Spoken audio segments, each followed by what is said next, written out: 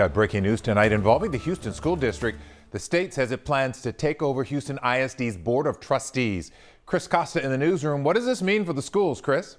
Well, Len, it means a lot of things. Most notably, the state is assigning a board of managers and a new superintendent. Now, in this letter from the Commissioner of Education, the school's accreditation status from last school year is being lowered to accredited warned. Now, what does that mean? The Texas Education Agency says warned means that a district performs so poorly that if those problems are not addressed, it will lead to probation or the district's accreditation being revoked. Now, the letter cites the results of a special investigation that came out of multiple complaints to the TEA about the district violating Texas open meetings laws and concerns reported by HISD staff.